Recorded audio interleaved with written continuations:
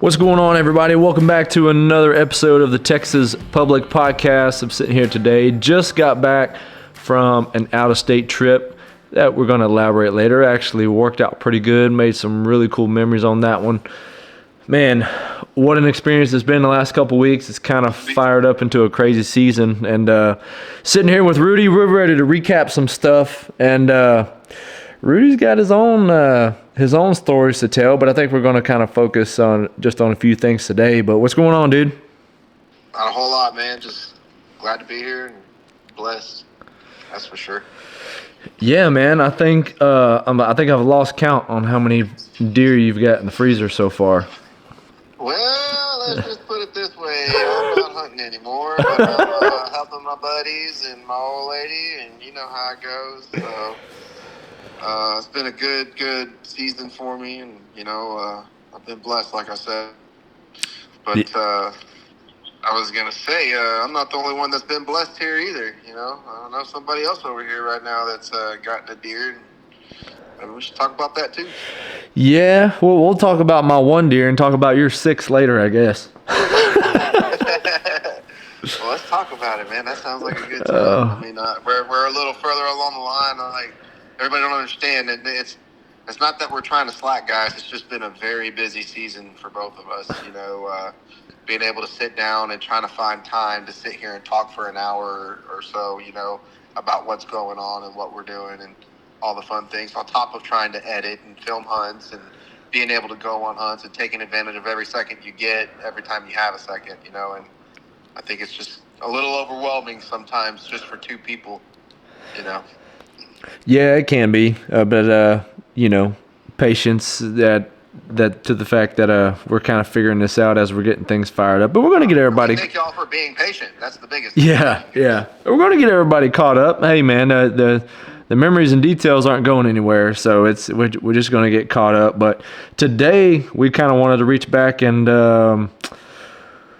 cover the buck I shot in the National Forest, which worked out pretty good. It was a couple of years in the making, as since I found that spot, and that was. So how many years? A couple, like 2 for sure, 2 years ago. 2 years ago, I found that spot, and this was the first year I hunted it.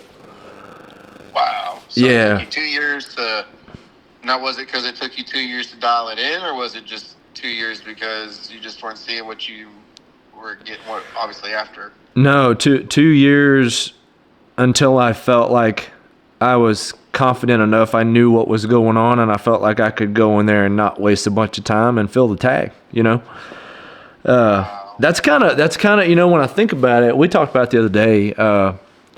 The last 3 or 4 bucks that I've killed, like our tags that I've filled in general on the on the Texas Public, has all come from spots that I found either last year or 2 years ago.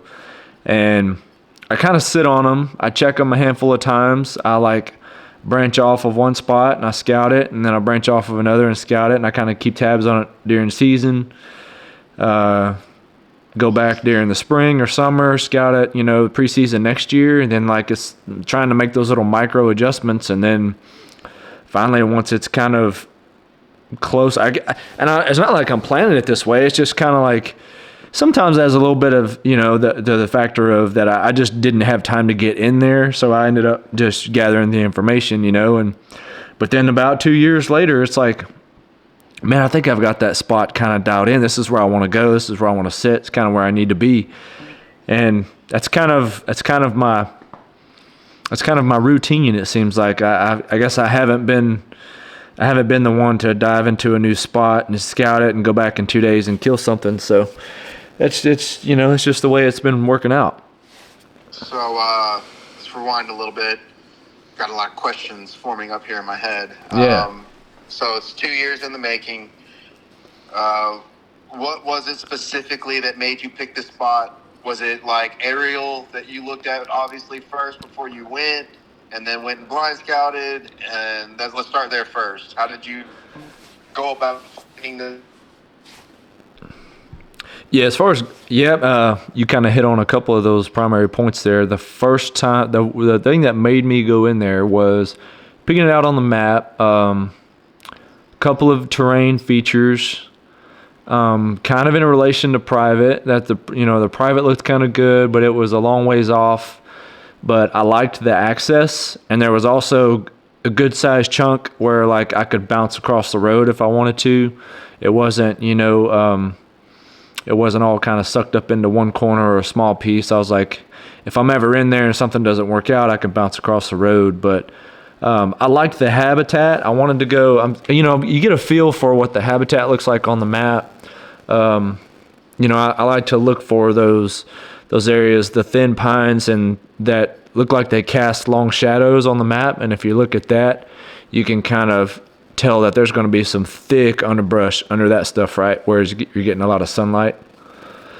So it's super thick, but it had some points, some terrain features that I liked. And the access was good from a couple of different areas that had some good drainages in it. So I just wanted to go check it out. So the first time I went and checked it out was in the middle of a summer, and I jumped a bachelor group of bucks, kind of in this little hillside bedding spot, and two of them were really nice shooters. I went back in there later during that season, actually, with the intention to kind of scout hunt. I didn't end up hunting, but I walked through there with my bow, found no sign of those bucks, which is not uncommon, but ended up dropping a camera about 250 yards away. Got a picture of one of the bucks I saw during the summer, so that was kind of interesting because... What did you set that camera up on whenever you say 200 yards away? You were off the bedding. Was it a trail, a funnel coming in or out of the bedding area? It was trails kind of leaving that bedding area. Of course, it was kind of a summer bedding spot, but I was following the trails until it bled out to like this little oak flat. So you were on a food source. Yeah, it was kind of the nearest like potential food source in relation to that summer bedding spot. So I didn't expect them to go. I'm starting to believe that they don't really go too far. Not all of them anyway. They don't go too far from where you see them during the summer. They do disappear on you, but they're probably within 400 or 500 yards, right? But anyway, so I went over there and I placed a camera on that little flat because it was really unique features that led up to it, because it was kind of a flat accompanied. It was right on the edge of kind of a short range funnel. It was kind of the best oaks that were in that area, and you could tell there was a couple of old licking branches in there, a couple of rubs. There was also doe tracks moving through there already, so it just kind of had a short range funnel path of travel, had some old sign in it, and I was like, well, this looks like when season rolls around, this could be something that kind of fires up. It's got a lot going for it, Yep. So yeah, I'm hearing you all out, man. I'm just absorbing it in, and then I got more questions forming as you're talking. All right, so you find the spot, you set the camera on it, you get them to pop up. And what? Yep. So I never got a chance to go back and hunt it that year. So probably would have if I had the chance, but I never got a chance to go back. Yeah. So yeah, that camera actually got stolen, I think. Oh. Yeah. So that is one of the few cameras over the last several years that I've had stolen. So I was actually not feeling very good about the spot since then, but it was gun season. It was late gun season about this time of year. Somebody rolled through there and snatched it. So I thought they had my intel and they had my camera. So I kind of wrote it off, but I went back in there the next summer, and kind of scouted it. The bucks weren't in that particular bedding anymore, but I had already figured out this one particular area. So I left out of there, was kind of scouting a different access, and kind of marked that, and I liked it, and I found a bunch of old licking branches and scrapes during the late summer. So I guess it would have been this year. So ultimately, not to too terribly long drag it out, I kind of went back. I just was really intrigued by the spot for some reason. I was just drawn into it because I had thought it was one of the better food sources that I've found, and you just think like a general oat flat. Yeah, but so I just felt like this isn't like a doe bedding area. This is straight up bucks, like bucks in there. So the bucks that were bedding in there nearby. So I went in there and hunted it. This is what happened. Last year when I went in there and hunted it, there was a buck in there using that flat. And that was the video I posted on the channel where I was switching trees to this maple tree, and the buck ran. He heard me climbing, scratching that tree up, and he ran within like 3 yards of the tree while I was switching at like 12:30 p.m. And by the time I got my phone out to film him, he was about 60 yards away in the pines, and I filmed him with my cell phone. I forgot about that part. Yeah.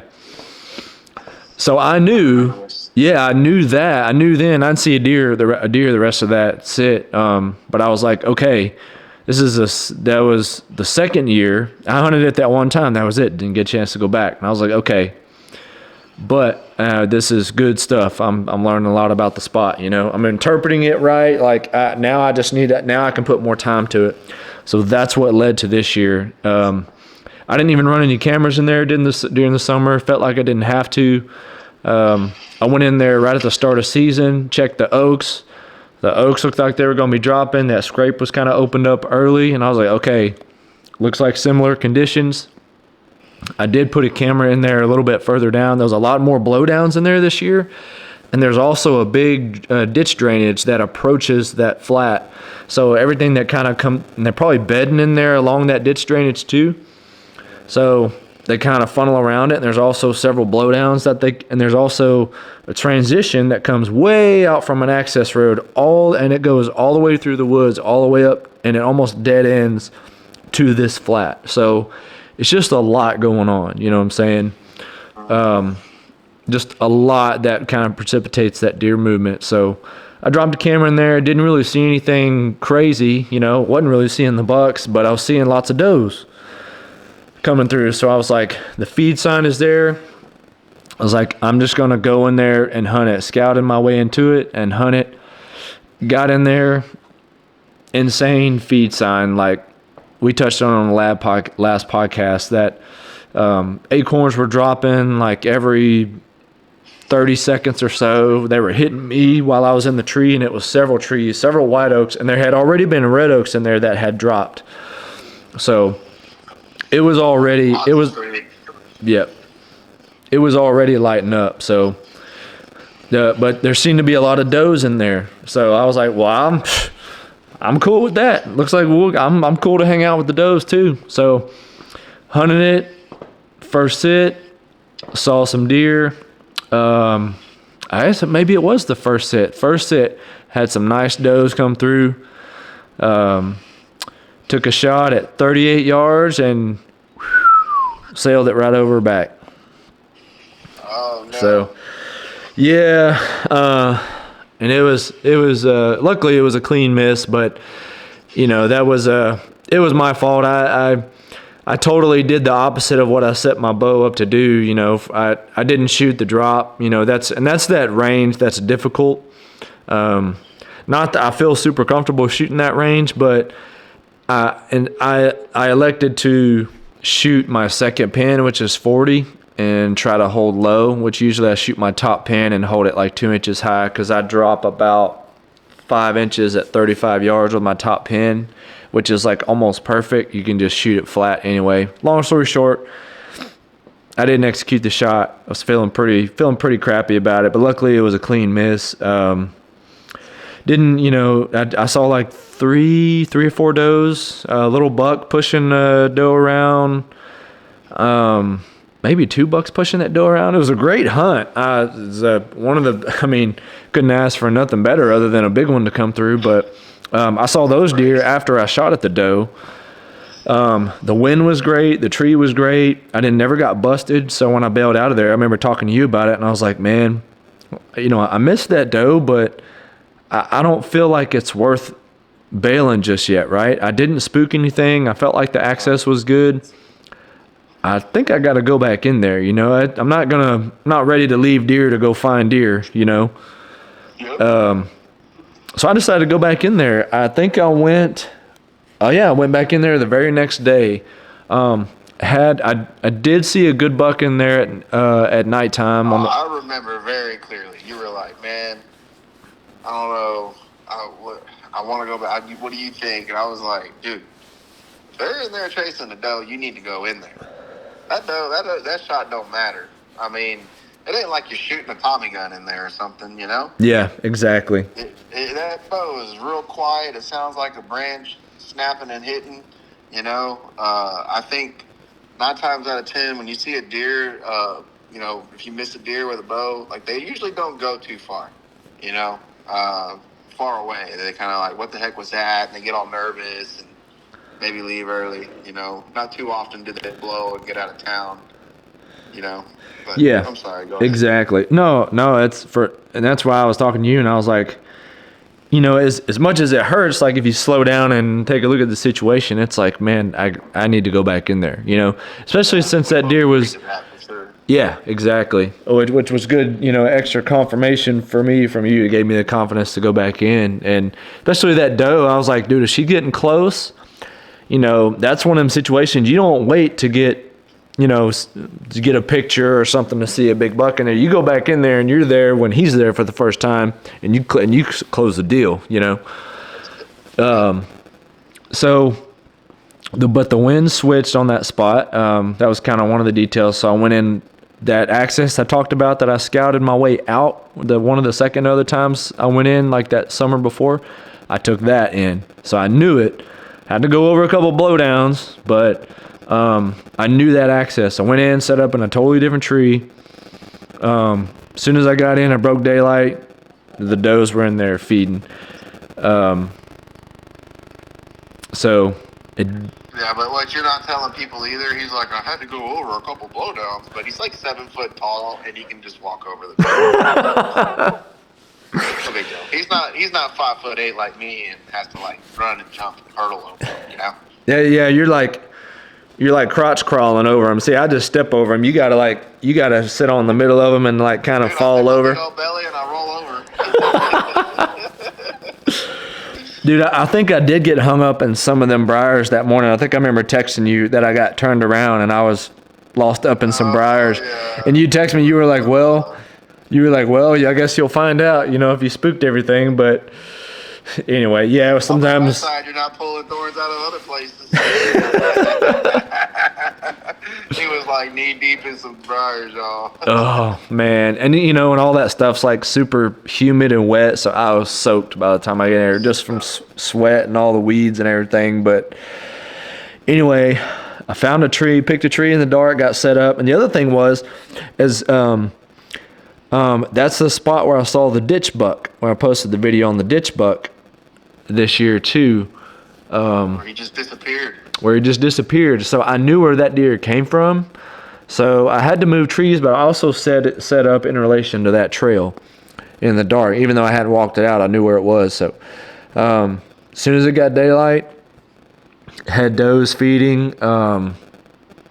It was kind of drizzling a little bit, but the does fed within 10 yards, got some freaking great footage. And I had a huge like 4-point come up behind me up that trail, walk 5 yards from me. He saw me, but I didn't move like at all, like closed my eyes like when he got close. And then when I looked up, opened my eyes, he was walking away from me. He circled around me just a little bit. He bumped out about 5 yards to about 10 yards, and then he just went about his business. And dude, it was just so good, man. It was just setting up to be such a good hunt. And those deer worked off throughout the morning.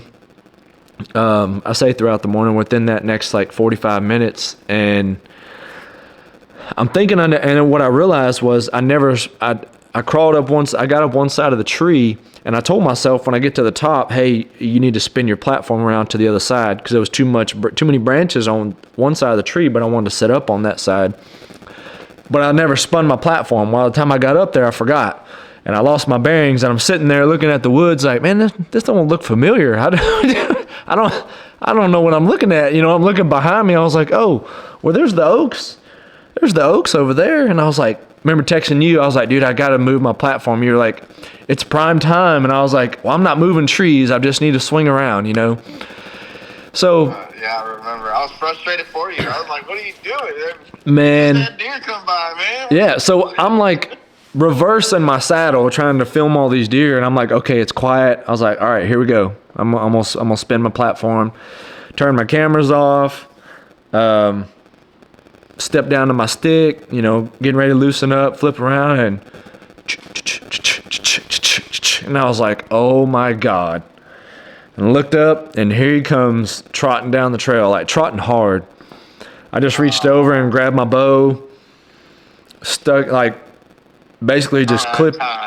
Dude, I mean, I grabbed my bow, basically ripped it back, and by the time I ripped it back, he was like 20 yards from me, moving from right to left, and I'm flipped all the way around in the saddle, like leaning out, like I got my life in this saddle's hands, like hanging off this tree, like way out. And he was moving quick, so I just gave him the old man, you know, and he slowed to a stop. And when he slowed down to a stop, he was behind some stuff. So I gave him a second to step forward, and he did. And when he did, I gave him another old man, and I let her rip. And it was like one of the best shots I've ever made on a buck. And man, on the heels of that, missing that doe, it was just like, it was pretty overwhelming, because I was pretty down about that, you know. I don't have a doe tag, you know, for gun season this year, which is, you know, not that big of a deal, but man, I just whiffed on that the day before, and not only did I, you know, not fill the tag, but, you know, if I'd have shot that doe, I probably wouldn't have been in there that day, you know. So I probably wouldn't have been back that day. So you just never know, man, what's going to happen. I shot him. He bolted. He ran like 30 yards, man, and stopped. And I'm just watching him, and he just does the old wobble and boop, tipped right over. And I just couldn't believe it, dude. Like, after all that, like, I mean, it was just, an October buck is so hard to come by, you know, so hard to come by. Absolutely. Yeah. And he was, and I could tell, so it's interesting, you know, people seeing the pictures at this point, when I'm looking at him, and I'm like, is this deer, he was a mature deer, that was no doubt, but I was like, is he legal? And if you haven't seen the pictures, you need to go over to the Facebook page, or you know, check out I don't think there's anything on the YouTube channel. Just Skinny Pine Hunting Co. either YouTube or Facebook. No, we ain't got him on YouTube. Yep, no. You did a short. You might have done a short. Man, he's for sure on the Facebook page. I can tell you that. Yep, and Instagram. He's definitely on there too. He's got a really nice left side, and his right side is just a huge 10-inch dagger. Blade. Like a big Bowie knife blade, dude. Like, you know, you touch your thumb and your middle finger, or you know, around, make a circle, because it's like bigger than a quarter. It's all the way up. And I was like, I'm staring at this thing, and I'm like, that's just a giant spike on that side. But I was like, what if it's got like a little point on there and that I can't see? And I'm staring so hard, and I'm like, no. I was like confident, and I was like, no, this deer is 100% legal. I mean, he was only about 22 yards, and I'm over top of him, so I could see pretty good. So I was like, that's a deer to shoot right there, son. That's a great tag to fill on a mature deer that looks like that, you know?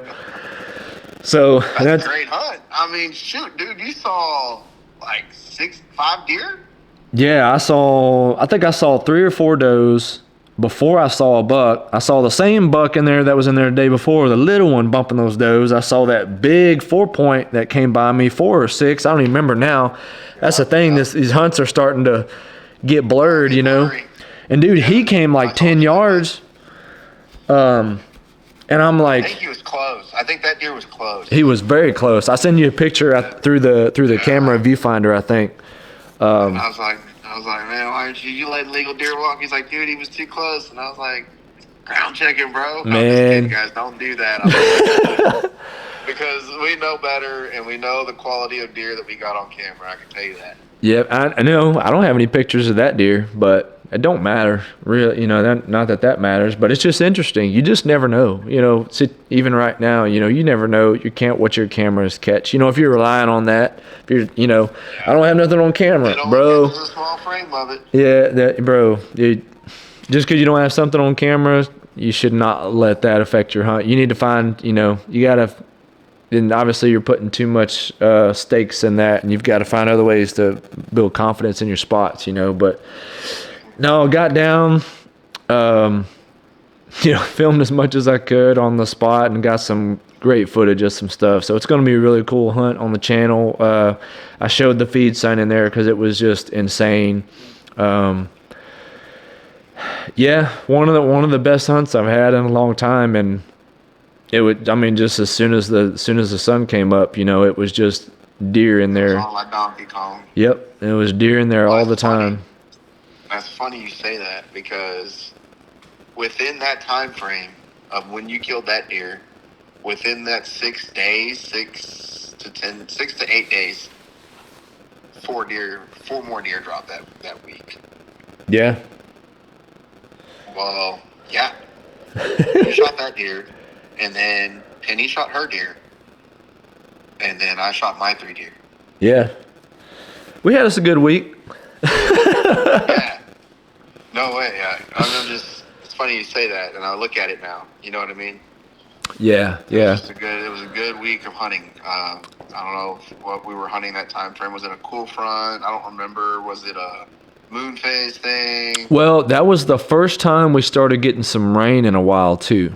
Oh, that's right. That's what it was. We got rain. It got wet. Yes, it got cool, not cold. It got cool. Yeah, because the rain at least cooled it off, right? 10, 12 degrees or whatever. But yeah, that was the first little stretch we started getting a little bit of rain, and that was those hunts we talked about where I switched to tennis shoes. Yep. That was about the same time we talked about that. But were you wearing tennis shoes when you killed that deer? Yep, sure was. Hey, me too. So. The whole year I was wearing Brooks. Hey, I'm gonna tell everybody I was wearing Brooks tennis shoes. Hey, good soles, buddy. Feel like you're walking there. Got good grip too. But just to reflect on that spot a little bit, it was a couple of years in the making. I knew it was holding deer. I knew there was, bucks were using that, possibility that they were using that area and actually not moving very far. There was good trails in there, like 2 ditch heads, like the head of some ditches that came up to that flat, like within about 100 yards of each other. So just really good terrain features, a really long habitat edge that came all the way up in there. So it was just, once again, that same compounding feature type of area. Then you just make those micro adjustments from there. And I was adjusting based on where I was seeing the deer come from, adjusting my access from there. And the last piece that I put together was, after I shot that buck, I went and walked where he came from. And that was definitely an eye-opener, because that other buck came from that way too, but though he wasn't mature. But I found where some of those bucks were probably bedding, and it was in some thick stuff. So just another piece, I'm shot the buck, yet I made a point to go down and kind of see where he came from and walk out that trail. And there was a scrape line probably 250 yards away, on an old logging trail, but I wasn't hunting that. This was the interior part of this area that I had all this knowledge about. This was like where you're going to get the daylight movement. I was like, it's a little too early for me to sit out there like on these scrapes. Like, I don't have a lot of confidence in that. They weren't like completely tore up, but I used those to try to figure out, where they were crossing through that area. And then I just followed that line into the thick woods and waited until I came to the first good feeding area, habitat edges, trails, the sign that showed me, okay, this is where they might be more likely in daylight, right? So it was really cool, man. It's a good spot. It gets hunted. The edges, the fringes of it get hunted during gun season for sure. So I probably won't be back in there. But I had another hunt on that same piece about a week or two later. You'll see that one on the channel where I got bounced from that area. And when I say pressure, yeah, I sent you a picture. I think there was 5 cars in the area, and one of those cars had 4 dudes in it, and they all had rifles. So I was like, yeah. He said, yeah, we're just gonna fan out in here, and I was like, okay, I'm gonna go the other direction. But hint to everybody, that hunt turned out really cool. So don't let that kind of stuff get you down when you run into that pressure. Yep. Stop you from hunting. Dude, gonna be a really cool video for the channel. But yep, great hunt, man. Very proud to have that buck. Just super blessed. Hard for it, Seth. I mean, you put in a lot of footwork. It took 2 years to really dial it in. You've limited your hunts in there, not to say because that's what you wanted to do, but because of just how timing and everything worked, and the timing that you chose to go in there and make a hunt happen was perfect. I mean, everything, you did the footwork, you stuck to a game plan a little bit, I guess if you call what we do a game plan, and you executed. I mean, that you could have killed more than one deer, you know? Yeah, for sure. Yeah, you know, it's always good when it works out. Yeah, it's a long way from the house too, so that was about those you know, people been laughing at me because I'll get on the Facebook page and I'll post, you know, when I'm leaving the house, and it's always I seem to like that 255 to 258 range in the morning to leave the house. Yeah, that's common though. When you gotta consider drive time, you gotta consider maybe traffic, you gotta consider hiking time. And what these people don't understand, you got to consider setup time, because we're not just setting up a platform and sticks. We got cameras and all that good stuff. Yeah, don't remind me. Yeah, don't remind me. Well, I've been doing pretty good, but I guess I'll go ahead and tell the story because there's not much to really see on video. Want me to tell my story now?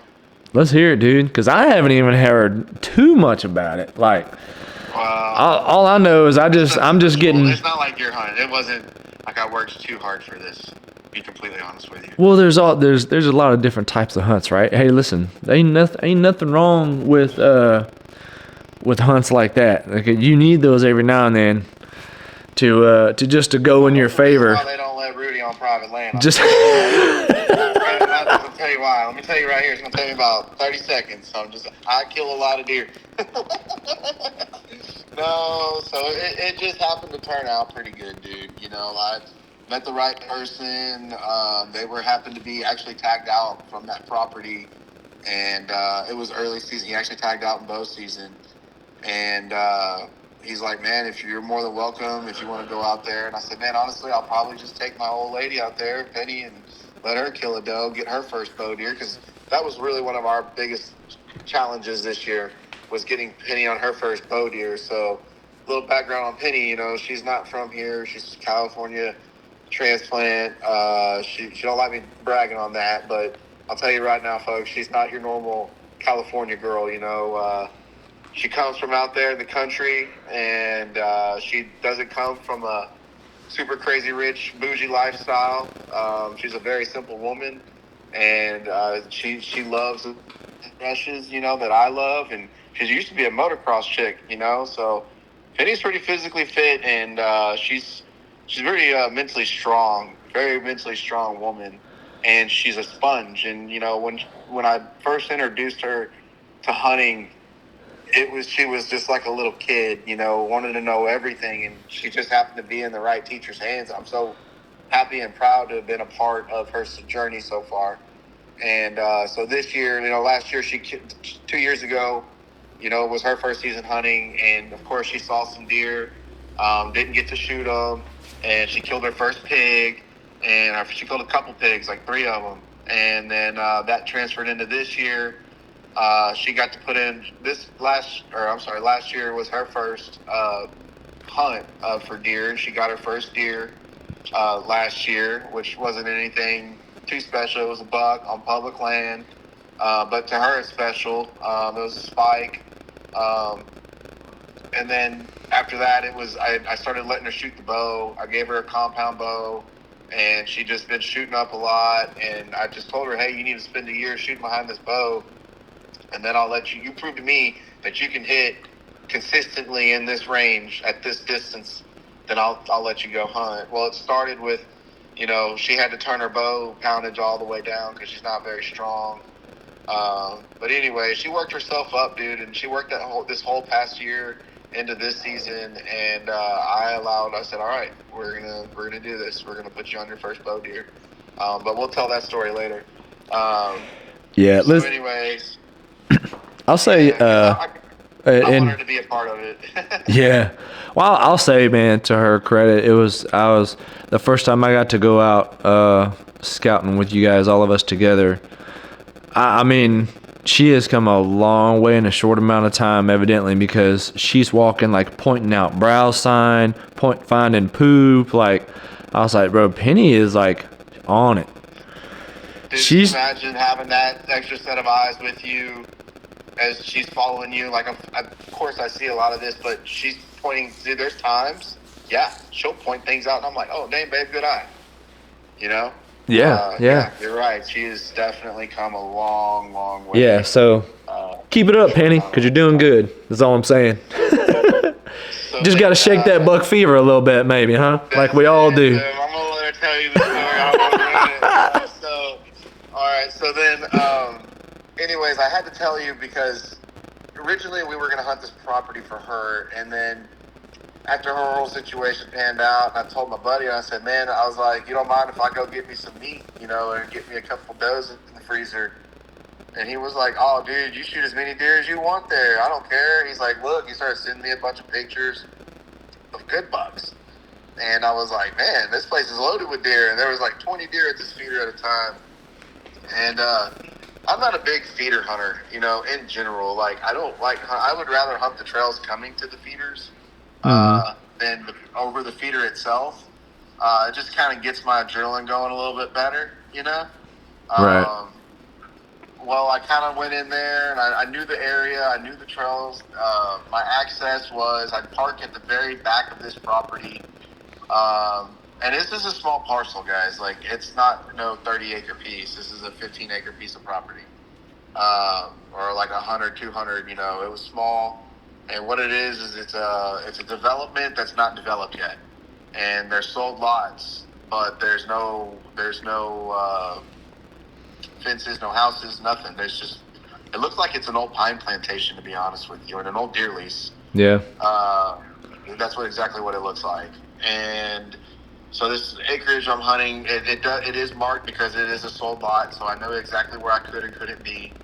I parked at the back. I came back around. I accessed around to the other end of the property due to the wind.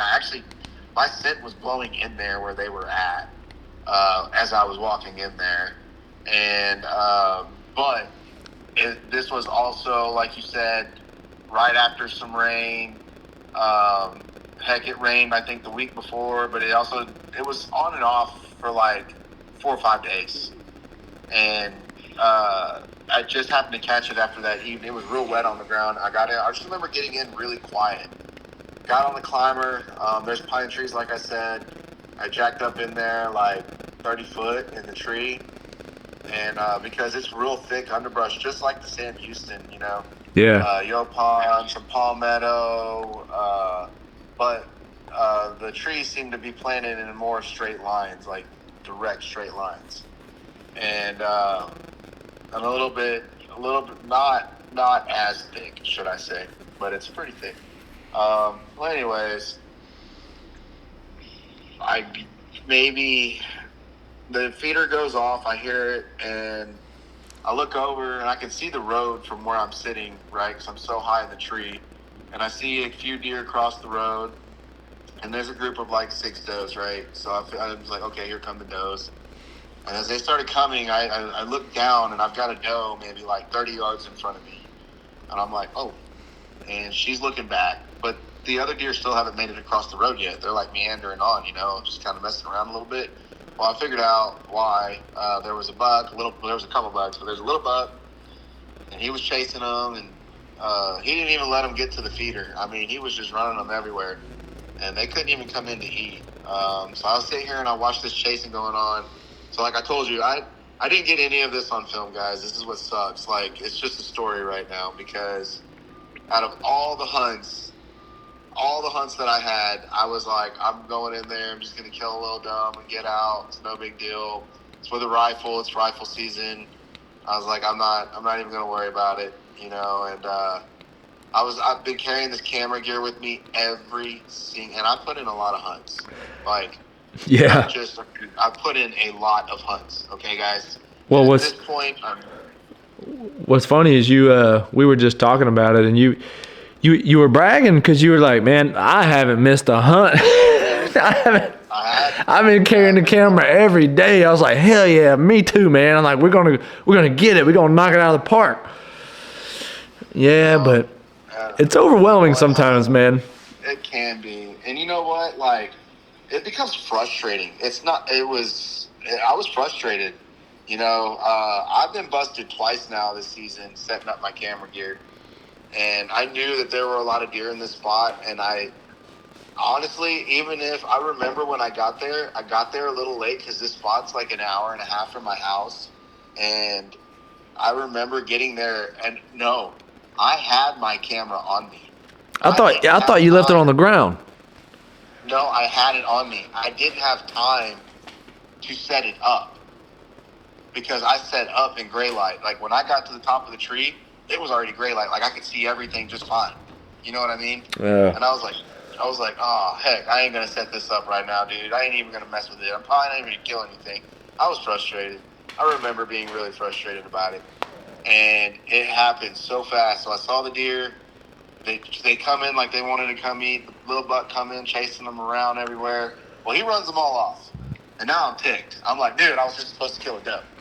Now they're not going to come back. And it's been about 30 minutes. And I was looking where they were supposed to come from. And I look over to my left, boom, there's a deer. I was like, oh, okay, all right. So I realized it was a really big doe. And I was like, cool. So I pulled the gun up and I looked at it through the scope. I thought about it for a minute, and I realized her tarsal glands were pretty dark. And I was like, all right. I was like, I bet that doe's probably readier than the one that he was chasing. It's got to be. And he's got to be close. I didn't even second guess it, guys. I was like, I'm here for meat. I just, boom. I smoked the doe. She doesn't go 10 yards and falls over right there close. Like, really close. I could throw a rock and hit her. And I was like, cool, got this deer. So I sit there for a second, and I put another round in. You never know, right? Never know if another deer's going to walk out. And I'm just sitting there for a second, just absorbing the moment, thanking the Lord for my blessing. And I hadn't even texted nobody yet. And I said, man, I'm going to grab this rattle pack and see what I can do. I had just shot. And I grabbed the rattle pack and just do a little light rattling, and sitting there I rattled for about 30 seconds, 45 seconds. It wasn't a long sequence. And then I just stopped, and then I got to let it get quiet. And about 2 minutes goes by, and I just go with my grunt, a couple of tending grunts, real low. And dude, he just come right out, right there, boom. And he didn't even skip a beat. He went straight to that doe and tried to mount her. She was dead right there, right? Gets over there, and he's trying to get on top of her. I'm watching him, and he's nudging her, and he's trying to get her to get up so he can mount her. And it was the funniest thing, man. It was like the one time you wish you had a camera to show everybody this crazy thing's going on. So I was like, I sat there and I'm watching through the scope for a little bit. And I'm like, man, he is a spike. Well, I guess I'll kill a spike and I'll have plenty of meat. So I click off safety. He didn't even care. He looked right at me. He seen me in the tree. There's no way he didn't.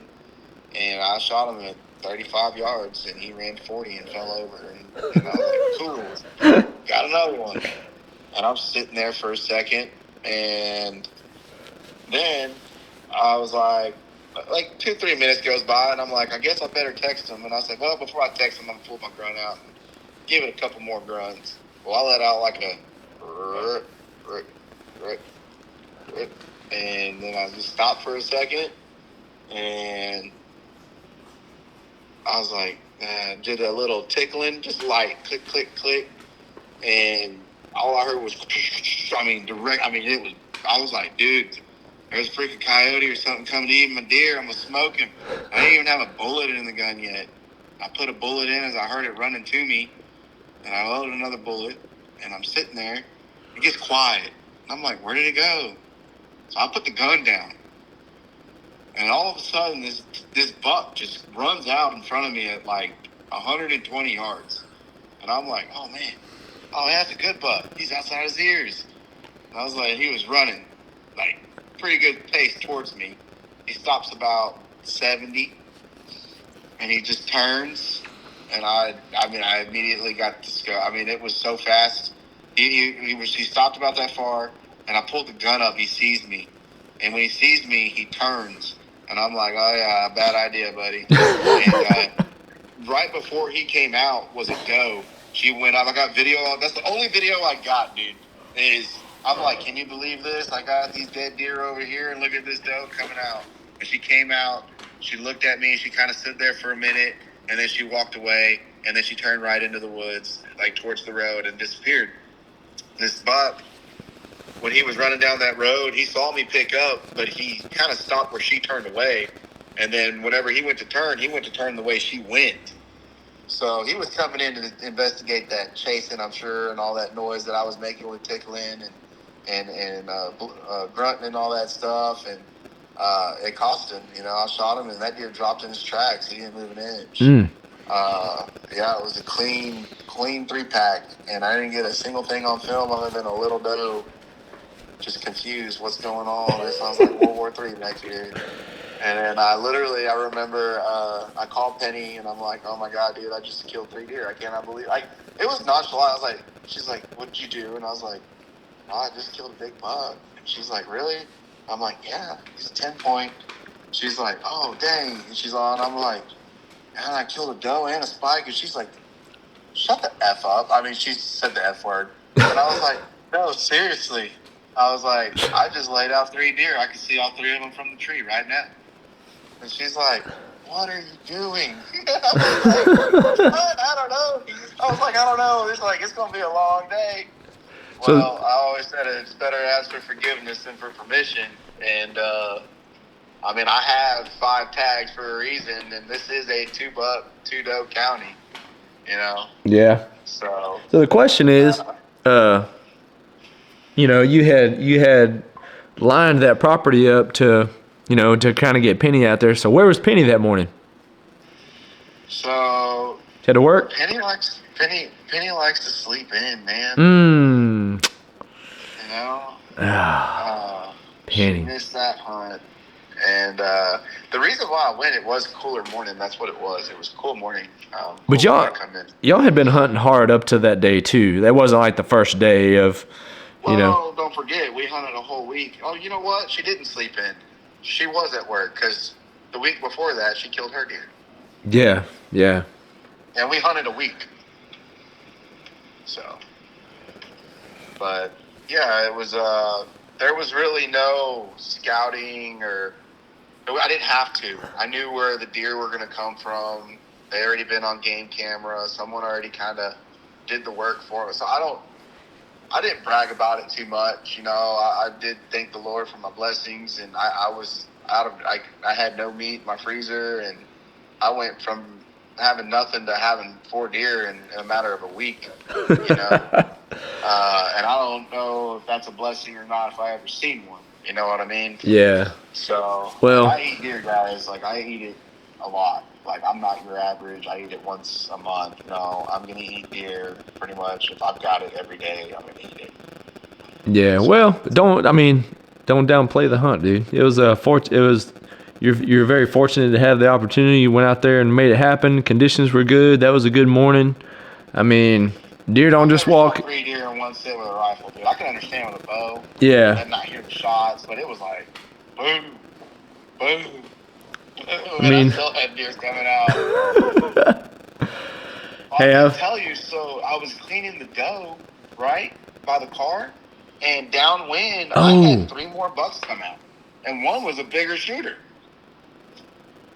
That's right. I forgot about that. He didn't know what he was getting into. He might not get too close. You'd have to go in self-defense mode. I know you know that Michael Perry shot a big buck, right? No, did he? Must have been real recently, huh? Down about an hour ago, dude. Oh, because I'm going to say it must have not been the last couple of days, because I'm sure the guys would have said something about it. Oh, yeah, no, he just posted an hour ago, man. Come on now. Why don't you be like me, big buck down and be a spike.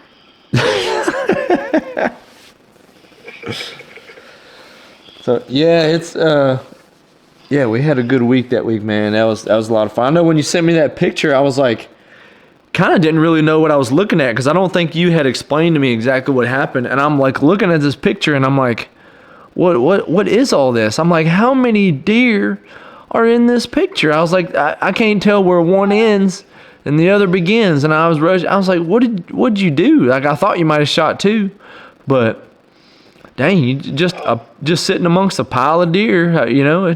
That's exactly what I tried to make it look like a pile too. It wasn't like, without being disrespectful to the deer, you know, and what we do as an outdoorsman, you know. I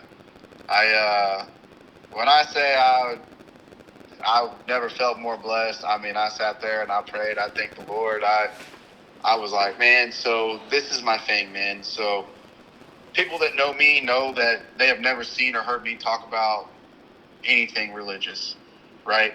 Yeah. And it's not because I'm not a believer. I just don't talk about it, you know. And I'm not going to get too deep into this, but about a week ago or before that hunt, you know, I remember getting out there to where we were at. We were out of town on a hunt, and I remember sitting there and I said, Lord, it's me again.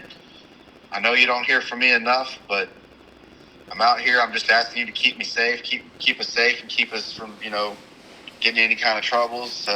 Bless us with a successful hunt, and prayed for you. And I was like, and all my friends and my family, I got some things, you know, and I was like, you know, I don't like asking for nothing, but, you know, we hadn't even killed a deer at this point, you know, and I was like, be nice if you bless us during this time.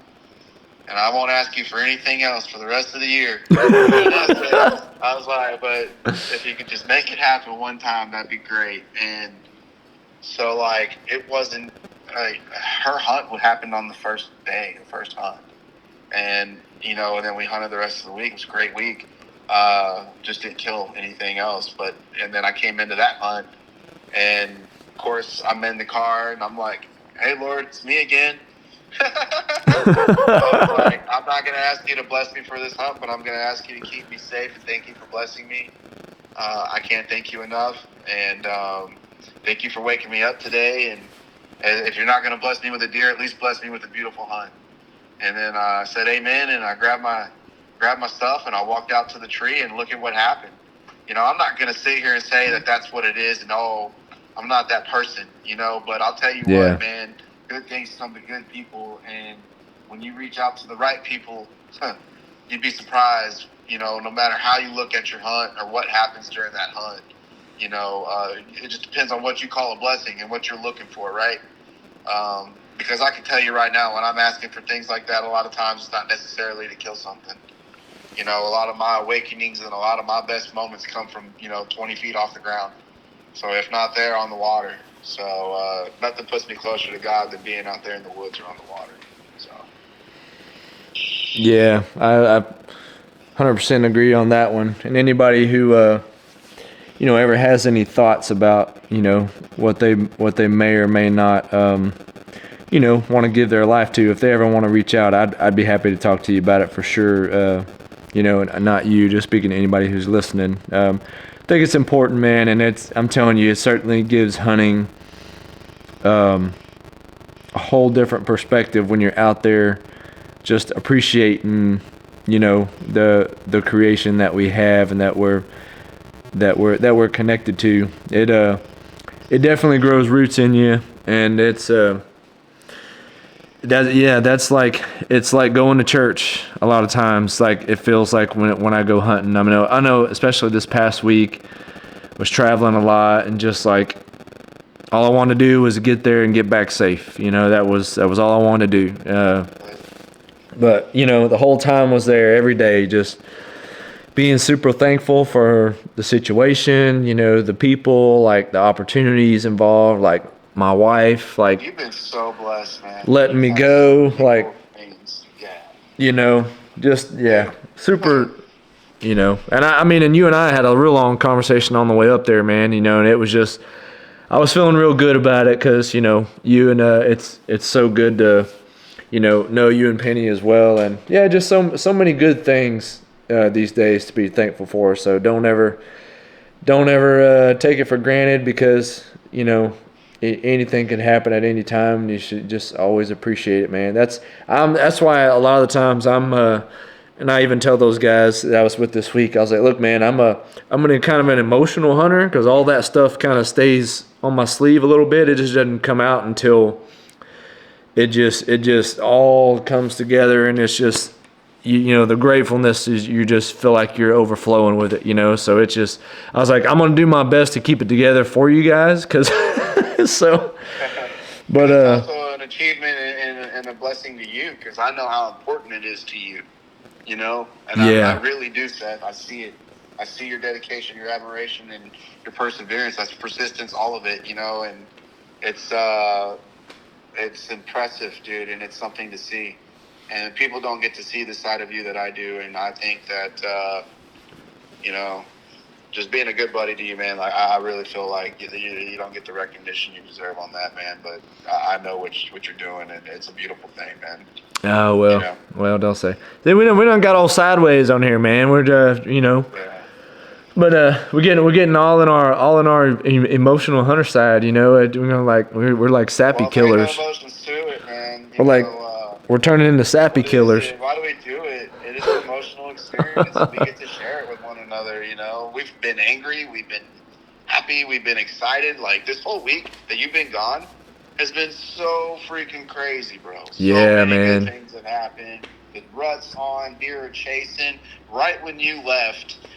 Shout out to Reagan McDonald and Dave Boyd. Oh, yeah. Yeah. Dave and Reagan both. I got to be a blessing to help both of those guys out as well. Both shot hammer bucks. Dave shot a real big toad. I don't know what he's going to score, but I can't wait to see and find out. They got him over 120 for sure at the taxidermy. Yeah, for sure. Yeah, dude. He's going to be in the upper 120s, low 130s for sure on that buck. That was for a backyard buck over here. Dude, that was a hammer of a buck. And he was messaging. We were messaging back and forth too, kind of while I was traveling. I was telling you, and he was giving me a lot of the background on that situation. Man, they put in a lot of work, a lot of teamwork in that area. Man, they had a lot figured out, and it came together, and they made it happen the right time. They knew to be there, and they set it out. Weren't even seeing a lot of deer, but they knew to stick it out, and it paid off. And that's something else that maybe even throw out, like, hey, those guys right there, they knew who we were. They both reached out to us personally, not looking for spots or anything like that, just advice, and I think I've gotten, I actually met those boys at camp opening weekend. I like to drive around the hunter camp, so some of you may know that. Around the public land areas, and say hi, introduce myself, give out a business card. You ever need a dog? I'm free. Just give me a call. I'm glad to help you find your deer. And then, we sat there for an hour and a half just talking about, this spot. And so I knew where they were hunting and all that fun stuff. And I was like, dude, I live right down the road from there. And turns out there's some hammers over there. So yeah, I'm so happy for them, dude. They did it. I'm not saying we were the reason why they were successful. I'm saying that those guys reached out, watched the tube, listened, and look at what they did. And that's something else too. They teamed up. And Seth and I don't necessarily hunt together, but man, we are a team one way or another. Like, I'm bouncing stuff off of Seth, Seth's bouncing stuff off of me. we're sometimes the confident booster that we need in one another. So it's pretty good if you can find somebody or have somebody that you can hunt with or relate with, you know. Yeah, it really is. But I'll fair warning, hard to find. Tell you the truth, very very rare, you know. Yeah, well, it's hard to find somebody to trust and share spots with and know that they're not going to burn you, you know. Yeah. So it's a hard thing to do, but when you find it, stick with it, and hopefully you guys can be like Reagan and Dave and Seth and myself and many other friends out there, because I know quite a few of them that bounce off each other. So. Yep. We've met some cool people this year too, man. This is the first year that I've met so many people, because I normally don't run into people when I'm hunting, but I really don't, like, never. Like, it's been years, you know, like, but when I was pulling out my buck, which is a fairly remote place, and it was about, you know, 1 PM when I got him out, and I can kind of hear the road you can hear the roads from a long way off in these woods, you know, when it's fairly quiet. And but it took me a long time to get that buck out, and I swear I didn't hear anything until right when I popped out on the road. Here comes this vehicle, you know, bebopping along, and I'm totally exhausted, like panting like crazy, just soaking wet. It got rained on, getting the buck out, and he pulls up and he's like, "Hey, you all right?"